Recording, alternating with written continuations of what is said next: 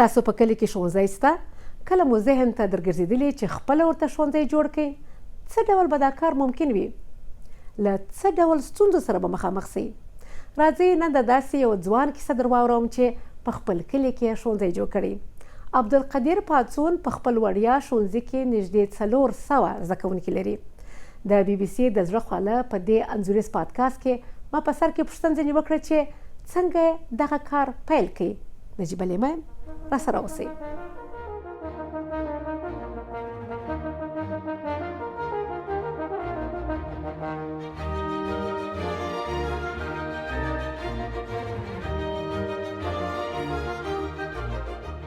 پاڅون صاحب پروګرام ته ډیر ښه راغلی. زموږ سلامونه ومنه. خوشحاله یو چې نن ستاسو سره خبرې کوو. وعلیکم السلام. ډیره زیاته مننه. تاسې او د BBC راډیو ټلویزیون ټول لیدونکو او کتونکو ته د زړه تله سلام مینه او درنښت وایم. پاڅون صاحب تاسو داسې یو غټ کار کړی دی. ستاسې کار ته به راسو چې څنګه مو دا مکتب پیل کړي. خو که اول تاسو راته ووایئ ستاسو په خپله چیرې زیږېدلي یاستئ او تر کومه پورې مو زده کړې کړي دي؟ زه د هلمند ولایت د ګرشک ولسوالۍ اړوند یوه لرې پرته سیمه چې ترمو ورته وایي ترمه کلي کې زیږېدلی یم او په شپږ کلنۍ کې بیا له خپل کلي څخه تللی یم. کندهار کې مې زده کړې کړي دي تر 12مه ټولګي پورې. نو د کندهار په کوم ځای کې تاسو سبق ویلی دی او خپله علاقه دې د سبق سره څنګه ډېره سوله؟ چا مکتب ته واچولې؟ که خپل د ژوند کیسه راته وکړې. والله زه خپله دغه دا چې ما ښوونځی جوړ کړی د دې یو څه برخه دلته هم غواړم تشریح کړم. زه چې کله مکتب ته ولاړم تقریبا تر 9 ټولګي پورې زه په ښوونځي کې به تل په درسونو کې ډېر خوارې به مې کښله. د ښوونځي د وخت څخه به تقریبا څه وخت مخکې ښوونځي ته تلم. د ټولګیوالو سره مې هم ښه اړیکې درلودې، له ښوونکو سره هم ښه وم، درسونه مو هم ډېر ښه روان وو. تر 9 ټولګي پورې زه اول، دویم، دریم، څلورم نمره پرې راتللم. خو تر دغه وخته پورې زما علاقه له زده کړو سره له ښوونځي سره بیخي زیاته وه. په ښوونځي کې ډېری وخت ما اجتماعي مضامین ډېر خوښېدله. مثلا تاریخ دی، پښتو دی، مدني و، په هغه وخت کې فرهنګ و، ټولنیز و. په درېیمو په دویمو ټولګي کې دغه مضامینو ماته ډېر ښه خوند راکوي او تل به مې دغه د پښتو کتاب ډېر ښه خوند راکوي. د کیسې به مې اکثره وخت ویلې، دغه شعرونه به مې په علیحده پکښې کتلي. کتاب اول صفحه کې به ما به ټول کتاب بیا د مخه کتلی و چې څه چې پکښې دي. خو د 9 ټولګي څخه وروسته دغه زما زده کړیز بهیر یو څه بل ډول شو. موږ له یوه ځای څخه بل ځای کډه وکړه. ځینو ستونزو په اساس باندې تقریبا 2-3 ځایه مو کډې وکړلې. بیا له بده مرغه داسې ښوونځي ته هم ولاړم چې هلته یعنې هغه اساسي مضامین چې فزیک، ریاضي، کیمیا ده یا نور دغه بیولوژي دغه مضامین دي، هغه ښوونکي په داسې ډول له بده مرغه راته تدریسول لکه پښتو چې راته تدریس یې د مخه یې فقط راته ویله. نو د هغه وروسته مو د دغه اساسي مضامینو سره یو څه هغه علاقه کمه شوله، ځکه چې دلته 9 ټولګي، 8 ټولګي، 9 ټولګي چې هغه زما هغه اساسي ټولګي وو، په هغه کې هغه استادان چې باید موږ ته تدریس کړی وای، مسلکي تدریس یې راته کړی وای، هغسې راته ونه کړي. فقط هر څه مو د کتاب له مخې ویله. خو په عموم کې له ټولنیزو مضامینو سره، له اجتماعي مضامینو سره مې علاقه زیاته وه. اوس مې هم زیاته. زما په عین په 4م صنف کې زه په 4م صنف کې ما خپله لیک لوست په 4م صنف کې زده کړې. تر 3مه صنفه پورې دې شیانو سره ډېر څه په اصطلاح ټمبل وم، کمزوری وم. په 4م ټولګي کې مې کله چې تازه په لیک لوست زده کړې، ډېره برخه په دې کې د نقلو زموږ د ښوونځي څخه مخامخ دلته یو کتاب فروشي وه. نو د کتابتون ته به ورتلم، کور ته مې مثلا 5 افغانۍ راکولې، کوچنیان به وو، بیا به د 3 ورځو پیسې ټولې کړلې. هلته به مې د نقلو کتاب واخیستی. بس روزمره زما دا کار و. یو کتاب به مې په یوه ورځ کې مطالعه کړي، بیا مې 3 ورځې وروسته بل کتاب واخیستی. خو اخر دا کتابونه ما دومره ډېر واخیستله، بیا دا مخامخ کتابتون والا راته ویله چې ته انډیواله ستا بیخي ډېر مصرف هم کېږي او ډېر یې شوق هم لرې، ته داسې کوه چې دا زوړ کتاب دې راوړي، یو 15 افغانۍ اضافه راکوه، زه به نوی کتاب درکوم. یعنې داسې تقریبا یوازې تر 100 زیات کتابونه مې د نقلو د ډېر ویل. هغه وخت کې د کتابونو تر ما ډېر د کیسو سره، د شعرو سره، دغه شیانو سره مې علاقه زیاته وه. دا کتابونه مې ډېر ویل. پخپله هم شعر وایې؟ بل یو زه تقریبا د 14 کلنۍ 14 کلنۍ څخه ما شعر لیکلي. په هغه وخت کې مې بیخي ډېرې لیکلي، یعنې بیخي زیات شعرونه مې لیکل. خو اوس د ژوند مصروفیتونه او کارونه زیات شوي دي، نو اوس کله ناکله یو وخت شعر لیکم. چاپ کړي دي هم دي کتابونه خپل؟ یا چاپ کړي مې نه دي. شعرونه مې ډېر لیکلي خو چاپ کړي مې نه دي. ښه، بیا به یو شعر راته ووایه خپل د خپرونې په پای کې. اوس به راسو، ته 4 کاله وړاندې بیرته ولاړې خپل کلي ته. خپل کلي ته ولې بیرته ولاړې د کندهار د ښاره؟ پر ما باندې زه فکر کوم دا زموږ د اول په ټوله کې وطن پر موږ ټولو ځوانانو باندې او پر خویندو پر خپل برخه او خپل د استعداد او وړتیا اړوند مطابق حق لري. بیا خو ما چې فکر وکړي پر ما باندې اول په وطن کې مثلا خپل افغانستان، بیا خپل ولایت هلمند، بیا خپل ولسوالي، او بیا تر ټولو هغه اساسي نقطه زما خپل کور و چې ما باید دغه مبارزه له خپل کور څخه راپیل کړې وای، له خپل وروڼو، له خپل خویندو څخه مې راپیل کړې وای. بیا په دوم قدم کې زما لپاره دوم اپشن خپل د کلي خلک و. نو په دې اوله خبر دا چې که وګورو د افغانستان هلمند د افغانستان ډېر اساسي نقطه ده. بیا هلمند دغه ولایت دی چې تقریبا بیخي ډېر کلونه پکې خلکو جنګونه پکې سوي وو، خلک یې له دردونو، ستونزو، کړاوونو، غمونو د دې شیانو سره ډېر مخ سوي وو. بیا شخصا دا زموږ کلی چې دی دا کلی یعنې دا اوس چې زموږ ښوونځي دی کله ناکله موږ یو پروګرام نیسو، دغه پروګرام کې چې موږ سټیج لرو په دغه ځای کې تقریبا 20 کاله دغه د هوان شکا ولاړه وه یا دغه شیان ولاړ دلته په جنګ کې دی. اوس دلته موږ مکتب وایو که نه، یعنې دلته د خلکو پر ما باندې حق و، د خلکو پر ما باندې یو پور و، ځکه زه د دې کلي څخه تللی وم. دا خلکو ماته سبا ویل چې وروره ته خو تللی وې، تعلیم دې وکړې، یوه اندازه تر موږ ښه سوي، دا که ډېر سوي که لږ سوي دي، خو یو څه چې زده کړي وي هغه دې باید تر موږ را رسولي وای. دغه د دوی د حق په اساس باندې راغلم او دغه کار مې له خپل کلي څخه راپیل کړي. ښه، نو اوس دا راته وایه چې ته رالې خپل کلي ته، نو څه توپیر، څه فرق دې ولیدی د کندهار د ښار سره؟ هغه ورځ در په یاد که چې ته رالې او د موټر راتاو سوې او دا کلي ته دې وکتل، په یاد دې دي؟ بالکل، دا زموږ کلی ډېر یو ښایسته طبیعي ځای دی، ډېر یو ښایستې علاقې لري. تقریبا یو ډېر غټه لویه ویاله ده، بیا په 200 متري او 300 متري کې د هلمند رود دی. یعنې په ښایست کې زموږ وطن ډېر ښایسته ځای دی، ښایستې سیمې لري، خو له بده مرغه خلک یې غربت، ستونزو، کړاوونو، بېسوادۍ دې شیانو ډېر سخت ځورولي وه. فرق دا و زه چې راغلم په ښار کې کندهار کې چې موږ وو، زموږ سره به یو ځای الخوان بستۍ به یې په غاړه وې، د مکتب ښایسته پاک کالي به یې اغوستي وه، د کور څخه به را روانه، کله ناکله به یې کروانه هم په لاس ورکړې وه، ښوونځي ته به روان وو. دلته هماغه ماشومان ګریوان څیرې، په لمر چاودلی، ستړیا چاودلی مخ، یعنې 6 کلن 7 کلن هلکان چې فقط پر پښو به ولاړ سوي وو، یعنې هغه عمر چې د دوی ښوونځي وو، د دوی د نازونو عمر وو، د دوی د هوسایي عمر وو، ځکه ستړیا خو مخ ته بیا په ځوانۍ کې ورته ګوري. په دغه عمر به کله دوی کار کوئ، په سره لمر کې پر یوه بجه باندې د مځکې کار به هم کوئ، اوبه به یې هم لګولې، یا به مالونه کتل، بېغوا او وزې به یې بیولې وې د رود په غاړه کې، په دغه شیانو باندې مصروف وو. خلک یې همداسې د ښارونو خلک تقریبا سواداره خلک وو، هوسا وه، هغه اقتصادي وضعیت هم ښه و، یو د بل سره یې په ټولنه کې اړیکې هم ښې وې. خو برعکس زموږ د کلي خلک داسې وو چې سخت غربت ځپلي خلک وو، ستړي خلک وو، یعنې هغه اسانتیاوې چې باید وي لري، مثلا روغتیا ته لاسرسی ولري، مثلا موټر ولري، دواخانه وه، دلته ډاکټر وو، په دا کلي کې ډاکټر وو، دې شیانو ته لاسرسی نه و. یعنې په تقریبا 8 کاله مخکې د جنګونو په خاطر باندې ډېری ماشومان وو، 12 کلن ماشومان، 13 کلن ماشومان، مرمۍ به پکښې لګېدلې وې په نجونو کې، په لویانو خلکو کې. یعنې ډاکټر ته نه لاسرسی په خاطر باندې، د ډېر یو عادي زخم په خاطر باندې، د ډېر یو عادي ټپ په خاطر باندې به خپل ژوند له لاسه ورکړی. داسې یو وضعیت و. بیا ډاکټران هم داسې وو چې څه ناڅه پیدا کېدله. طبعا دلته مسلکي ډاکټران نه راتلله. یعنې داسې وخت به هم راغلی و چې دواخانې ته به د کلي خلک ورغلي وو، د یو شي ګولۍ به ورڅخه اغوستې وې، هغه به ورته ویلې غوښتې وې، هغوی به ورته ویل چې ورسئ هره ګولۍ چې په پړ شوې هغه واخلئ. یعنې داسې یو وضعیت، یو عادي کیله به ډاکټر نه سو بسته کولی، کیله به یې 10-12 ځله خطا کوله، بیا به یې بسته کوله. یعنې دغه په عموم کې د روغتیا، تعلیم او ژوند د دغه اړتیاوو څخه خلک بیخي محروم وو. نو تاسو تصمیم ونیوئ چې زه په دغه ځای کې یو ښوونځی جوړوم، او تاسو د مرکې وړاندې په خبرو کې ماته ویلې چې پیل مو د کلي د ملا څخه وکړئ، که دغه کیسه راته وکړئ. زموږ ټولنه دا چې تقریبا لسګونه کاله که ووایم یا ووایم چې خلک دلته استوګن سوي، زموږ نیکونه دلته استوګن سوي، دلته ښوونځی، ښوونکي، دا شیان نه وه. خلک د ژوند له نورو ستونزو، کړاوونو، مشکلاتو، جنګونو سره بوخت وه. نو طبعا دلته د خلکو هغه ذهنیت هم دې شي ته جوړ نه و، او په دې باندې نه پوهېدل چې دا یو اړتیا ده، یو ارزښت دی، یو اهمیت دی، او د ماشومانو پر موږ باندې حق دی.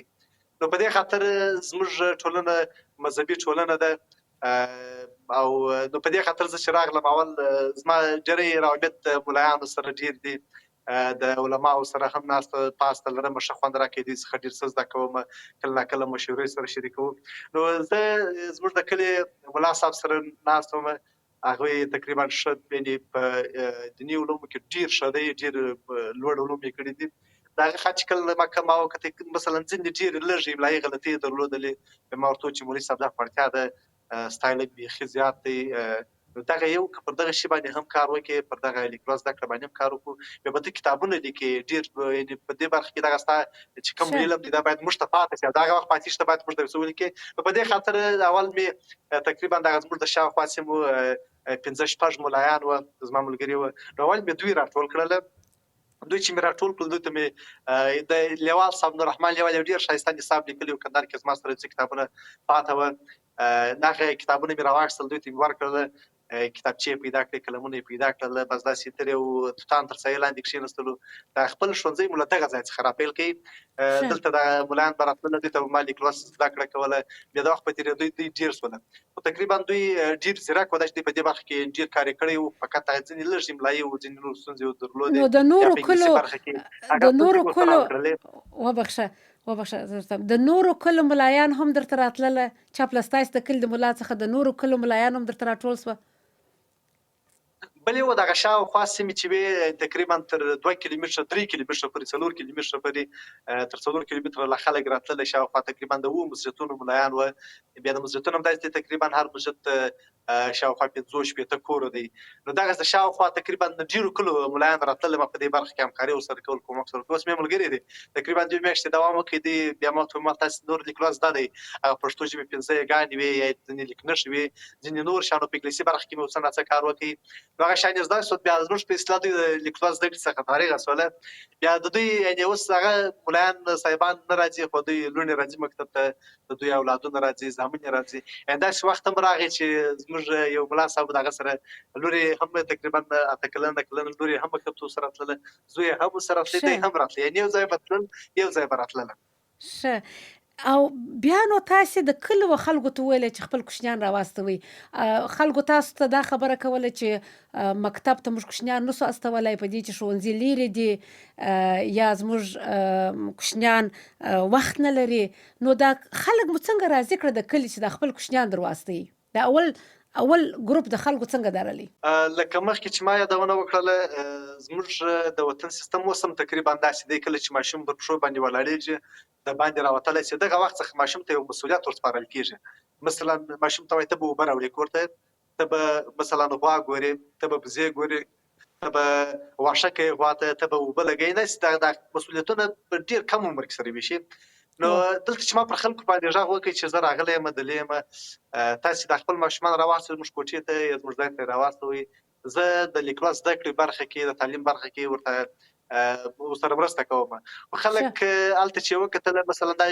ډېره لرې خبرو ته معلوم شو چې مثلا دوی به 12 کاله تعلیم کوي یا به 9 کاله تعلیم کوي وروسته به یې موږ ته ګټه رسېږي دغه ګټه یې بهتره یې وبلل چې دغه اوس چې کار کوي دا کار یې مهم دی بیا دوی خو ماته دا خبره وکړه چې د دوی دغه ستونزه تقریبا تر ډېره پر ځای هم دوی راته وویل چې زموږ ځای لرې دی موږ یا ګرمي ده یا یخ دی هلته مثلا مناسب چاپېریال جوړ نه دی نو دا زموږ زده کوونکي رسیدګي نشي کولی تګ وراتګ نشي کولی خدای نکړه چې ولې ته ونه لوېږي یا بله ستونزه پېښه نه شي بیا ما دوی ته وویل چې فکر مې وکړي دا کار پرده د همدغه ځای باندې پاتېدی خو دا یو اړتیا وه دا کار باید سوی وای بیا مې داسې یو سیستم جوړ کړي بیا مې دوی ته وویل ما تاسې پروا نه کوئ زه درځم تاسې که نسئ راتللی ستونزې دي په لاره کې زده کوونکي ماشومان هم نسي راتللی زه درځم تاسې داسې سیستم جوړ کړئ چې په خپل مسجد کې یو 14 کله 14 زده کوونکي راټول کړي د خپل مسجد ته یو ځای راټولوئ د ورځې یو ساعت زه درځم هغه ساعت هم تاسې سره ته وښایاست په کوم وخت کې ستاسې بچیان بېکاره دي د کار وخت یې نه دی بیا دوی راته وویل چې نو چې ته راځې بیا چې هر وخت تا یاد کړې هغه وخت زموږ خوښ دی بیا زه ورتللم کلو ته تلم د ورځې تقریبا د ورځې په جریان کې 6 ځایه تللم او په هر مسجد کې ما یو د تقریبا یو ساعت 13 دقیقې تدریس کوي تقریبا داسې وخت هم راغی چې زموږ د ولسوالۍ څخه به تللم بلې ولسوالۍ ته په پښو باندې هلته یو کلیوال ته ورتللم تقریبا 4-5 میاشتې مې دا سیستم داسې وخت په هغه وخت کې ما زده کوونکو څخه فیس اخیستی هغه تقریبا 10 افغانۍ مې زده کوونکو څخه اخیستلې بیا مې په هغه زده کوونکو پیسو باندې بېرته زده کوونکو ته کتابچې او قلمونه اخیستله ځکه ډېر وخت به دا ستونزه وه چې مثلا پلار به دا شی صرف نظر ګرځوئ دوی به د کتابچې ورته ویلي خو هغوی به دا شی صرف نظر کړی نو تقریبا 4-5 میاشتې 3 میاشتې 4 میاشتې دغه سیستم موږ دغه رقم وخت دی او بیا دې نو مکتب بیا تاسو مکتب په خپل کلي کې جوړ کړئ پس د 2 میاشتو څخه بلې و تقریبا 4 میاشتې وروسته چې دغه والدینو یې په خپلو اولادونو کې ځینې توپیرونه ولیدل، د دوی د روان له لحاظه، د دوی په ادب کې، د دوی په هغه کړو وړو کې، ځکه هغه خلک پر دې شي باندې ډېر حساب کوي، ځکه والدین یې په دې نه پوهېږي چې مثلا خط یې وګوري چې املایي غلطي خو به نه لري، نورې ستونزې به نه لري. نو په دغه شان ما ډېر کار پر دغه شان باندې کوي.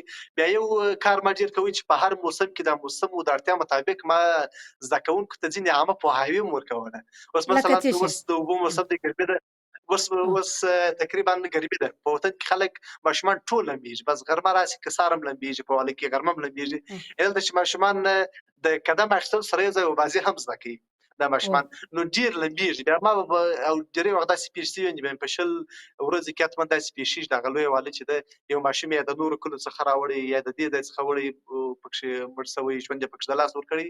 نو مثلا دغسې موسم و، دا اوس حالا پر دې باندې موږ بحث کوو، زده کوونکي په وطن کې حتما یوه ورځ پر دې باندې عامه پوهاوی ورکړو چې مثلا د غرمې د خوا مه لمبېږئ، په لمر کې چې توند لمر یې مه لمبېږئ، بیا چې ولمبېږئ ځان چابک وچوئ، یا مثلا د بېګانه الفانو سره یو ځای مه لمبېږئ، تر څو چې تاسې ویسئ هغه مرسته سره ونه کړي، د خپل کور د ماشومانو سره یو ځای لمبېږئ، د لویانو سره یو ځای لمبېږئ، داسې ځای لمبېږئ چې هلته مثلا اوبه ولاړې وي ونسي، دغسې د مثلا بیا د دغه موسم یخ کې په یخ کې بیا په دې اړه به عامه پوهاوی ورکړو چې څنګه جامې واغوندئ، څنګه ځان له یخه وساتئ، څنګه زکام نه شي، بیا که احیانا زکام شي باید څنګه یې درملنه وکړي کور ته. پر دغه شیانو باندې مثلا د مرغیو موسم وي، پسرلی ورته وایي چې د مرغۍ ځال ته لاس وړو، یعنې دغه شیان، دغه توپیرونه چې کله دغه والدینو په خپلو ماشومانو کې ولیدله، بیا پوه شول چې دغه که دوی په دغه برخه کې ډېر مخته ولاړ سي، انشاءالله ښه آینده به ولري او ښه پایله به ولري. ستاسې د ښوونځي په باره کې ډېرو خبري رسنیو ریپورټونه جوړ کړي دي چې دا 2 کوټې وې، بیا دا چت یې ونړېدی، یا تاسې فرضاً په یو خیمه کې ناست یاست. که ماته خپله تاسې خپل احساس راته ووایاست چې په خپله تاسو کله چې دغه کوچنیان وینئ چې په دې خیمه کې ناست دي، څه ډول احساس کوئ کله چې د یو کوچني پرمختګ تاسې وینئ؟ که یو کیسه راته وکړئ چې یو ماشوم راغلی دی او هغه بیا په یو څه عمر کې یو شی زده کړی دی، داسې یو کیسه که لرئ؟ دا شی دغه زده کوونکي موږ تقریبا ټول داسې یو لکه یو کورنۍ، یعنې یو بل ته ښه متقابل احترام لرو. بیا زه له ماشومانو سره ډېره صمیمانه ګزاره هم کوم. نو زده کوونکي، هر زده کوونکي تقریبا جلا جلا خاطرې د زده کوونکو څخه زه خاطرې لرم. خو یو زده کوونکی و، تقریبا اول کال زموږ د ښوونځي ځوان و، چې راغی ماته ویل، د یو بل چا راوستلی و، چې راغی ماته ویل معلم صاحب ډېر مې زړه غواړي چې دا مکتب ته راسم، خو فکر نه کوم چې زه دې زده کړم، او زه الف و ب نه سره پېژنم. دوی په اصطلاح ماته ویل چې الف څنګه ولیکې ول نه یې پېژنم. نو ول زه زړه ته مې نه لږ دا خپل ځان ته چې فکر وکړم، مثلا زه 20 کالو یم یا د 21 کالو یم، زه چې دا خپل ځان ته فکر وکړم، دا کلي او دا د کلي خلک هم راته وایي چې زړه مینا خبرې نه شي زده کولی. ما ورته ویل مالت منې زده کولی شي، زړه مینا چې کوښښ وکړي تر ماشومانو ژر زده کولی شي. خو بالاخره هغه زده کوونکی زما سره په ښوونځي کې کښېناستې، تقریبا هلک یتیم هم و، د کورنۍ مسؤلیت هم ورته غاړې، تقریبا 20 کاله ځوان و، ډېر یو ښایسته ځوان هم و، کارګر ځوان هم، د کورنۍ د مځکو دا ټول کارونه یې هم کوله. تقریبا د ډېرې کورنۍ مسؤلیت هم ورته غاړې. دی ښوونځي ته راتلی، یو ساعت به ما ته راتلی، په اونۍ کې 6 ورځې، یو ساعت راتلی، بیا ما مرسته ورسره کوله، د نورو زده کوونکو سره به مې یو ځای کښېنوئ. تقریبا داسې 2 میاشتې زما سره ښوونځي کې و. بیا یې مستریخانه شروع کړله. چې مستریخانه یې شروع کړه، بیا ما وروسته ونه لیدی، چې تلی هم یې ما ته ونه ویل چې زه مکتب نور پرېږدم. یو وخت یې بازار کې ولیدی، بازار کې ومه د شا د خوا یو غږ وسو، معلم صاحب، معلم صاحب. بازار ما فکر کوي چې بل څوک وي، ځکه موږ له کلي څخه بازار بیخي ډېر لرې دی. په خیر شاته چې مې وکتله، دا ځوان محب الله نومېږي، محب الله مې ولیدی. محب الله چې راغی، کرار په جیب یې لاس شخ کړي، سړي څه کوي؟ زه پوه نه شوم. د جیب څخه یو کاغذ راوکښي، کاغذ چې راوکښي، کاغذ چې مې وکتل، لیکلي دي مثلا مبلین یې لیکلي دي، د پنچرۍ سامان یې لیکلی دی، نور یعنې هغه د خپل مستریخانې مطابق یو لیست جوړ کړی. دا لیست یې ماته راښکاره کړي. زه ورته دا څه به وکړم، یو ډېر داسې ډېر خوشحاله و. معلم صاحب دا ټول ستا برکت دی. دغه لیست ما تقریبا 2 میاشتې مخکې نه سو لیکلی، او ما که دغه مستریخانه کوله، یو رقم مستریخانه به مې کولی، اوس زه بله کم کاروبار کوم. نو ډېر زیات خوشحاله و. دا لیست یې جوړ کړی، هغه لږ لږ غلطۍ یې درلودلې، خو دی چې په دې شي ډېر خوشحاله و. دا خپل خط نور که نه، دا خپل خط زه ویلی شم په کاروبار کې، دا زما په مستریخانه او دوکاندارۍ کې اوس ما ته ډېر مثبت توپیر زه وینم. یعنې تر پخوا په دغه لږ د 2 میاشتې په توپیر باندې تر پخوا ډېره ګټه کوم ځکه ډېر شیان راوړم حساب هم راباندې ګټه هم راباندې او ښه پایله اخیستی وم. ډېر اعلی ډېر اعلی. تاسې په د خپل مکتب کې نجونې هم لرئ چې تر 12 کلونو یې عمر لږ دی، که د دوی په اړه باندې راته ووایاست چې څنګه درځي مکتب ته، څنګه مو سره تقسیم کړي دي؟ اول د خپل د مکتب سیستم که راته ووایاست. تقریبا 400 شاګردان لري. زموږ د تقریبا 400 زده کوونکو له جملې څخه شاوخوا 120 110 نجونې دي او هغه نجونې دي چې هغه بیخي د 3 کلنۍ څخه عمر د دوی بیا تر 12 کلنۍ 11 کلنۍ پورې په دوی تقریبا دغه د نجونو ټولګي چې دي 3 ټولګي دي چې 40 زده کوونکي پکې کښېني. بیا ټول په عموم کې ټول سیستم ودای دی چې هر ټولګي ته 1 ساعت او 10 دقیقې وخت ورکړو او تقریبا 8 صنفونه مو دي. زموږ د 1 ساعت او 10 دقیقې یو زده کوونکي کښېني تقریبا په یو ټولګي کې 50 زده کوونکي. بیا دا ځینې نور سیستم دغه رقم روان دی. او کم مضامین ورشوي تاسو خو داسې د عادي مکتب غوندې نه دی، خپل یعنی پښتو ژبه، ریاضي او دیني مسایل ورشوي، که پر دغه نو کې رڼا واچوي؟ زموږ اصلا نصاب خو د زده کړو لپاره د ښوونځي لپاره تر ټولو هغه مهم شی دی. نصاب باید ولري، خو له بعده مرغه نصاب چې دی هغه مثلا یو خو استادان ډېر غواړي ځکه هر ښوونکی باید ټول مضامین تدریس کړي. بیا پر زده کوونکي هم داسې دي چې د اکثریت وضعیت هغه اقتصادي ډېر خراب دی. یعنې ځینې زده کوونکي بیخي راسي د کتابچې په خاطر باندې ښوونځی پرېښي. نو نصاب اخیستل دلته د خلکو لپاره ستونزمن و چې د یو نصاب مطابق 4-5 کتابونه واخلي. بیا زموږ څخه هم ډېر وخت ونیوی.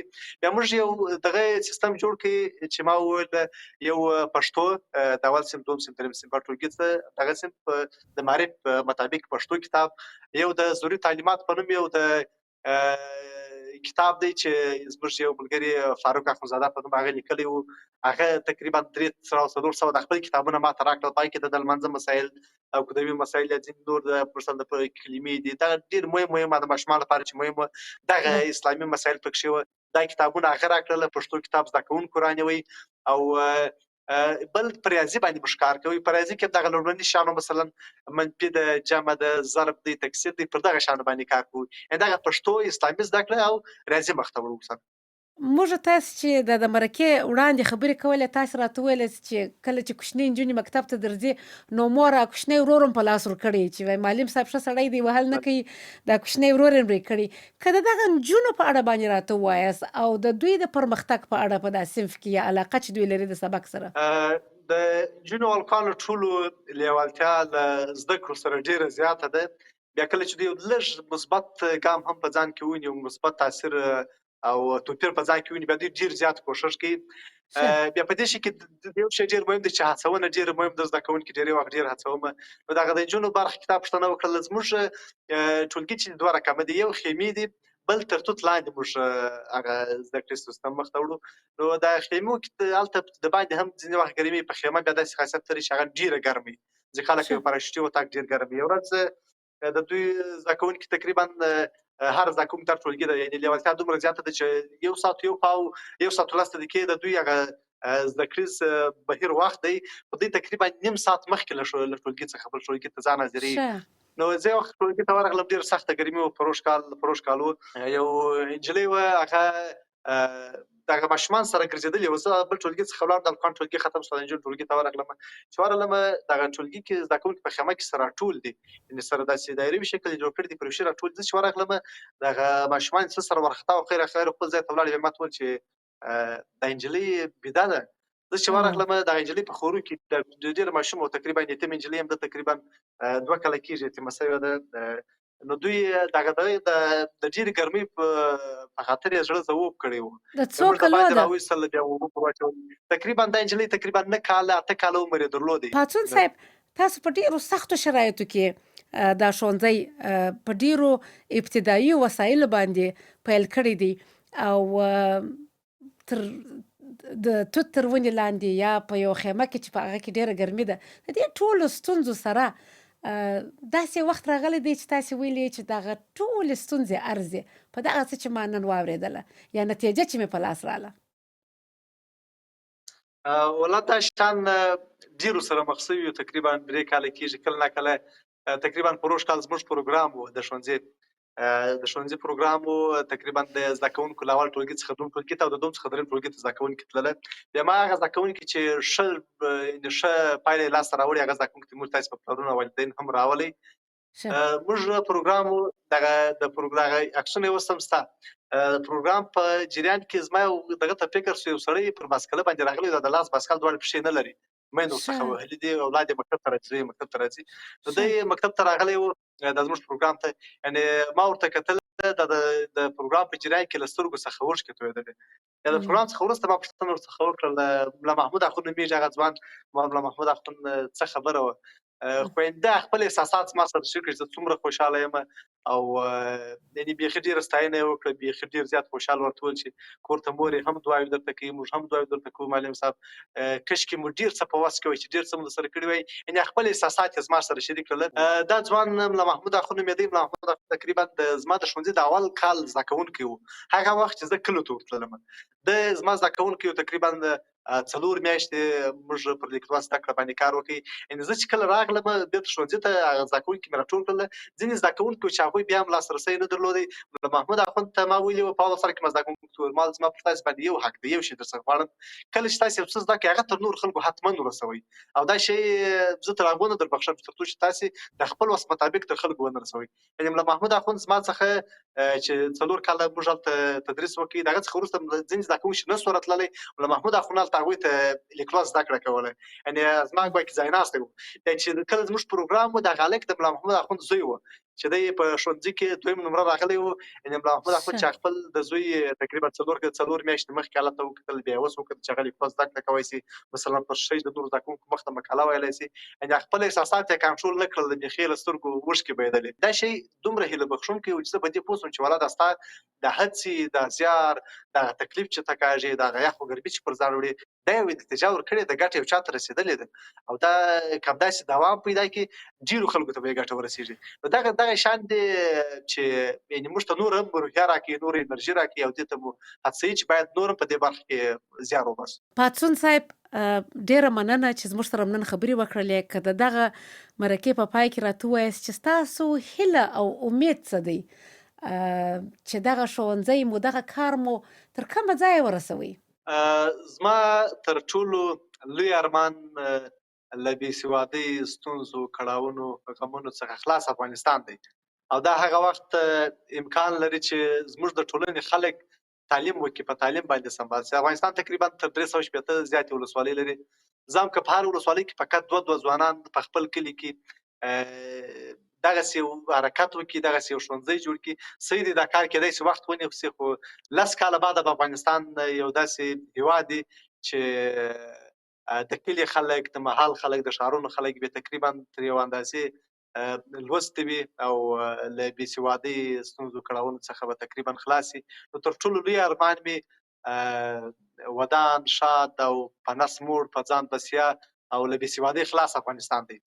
ډېره مننه. تاسو په سر کې راته وویل چې شعرونه هم وایاست، که خپل یو شعر راته ووایاست. دغه یو شعر ما لیکلی، په دې کې خبرې دي چې د جهالت اړوند ما لیکلی، د جهالت په وړاندې ما د جنګ اعلان کړی دی، زه تور بلال یم، ما په سپینه ورځ اذان کړی دی، او زه د وطن د هر یتیم په هره اوښکه شریک، ما د ځوانۍ په تازه عمر کې تاوان کړی دی، او څو چې ژوندی یم غلامي به یې په نه رکوم، ما د وطن سره قسم په سپین قرآن کړی دی. مننه، خیر اوسې. پاڅون صاحب ډېره مننه چې زموږ په پروګرام کې مو ګډون وکړئ.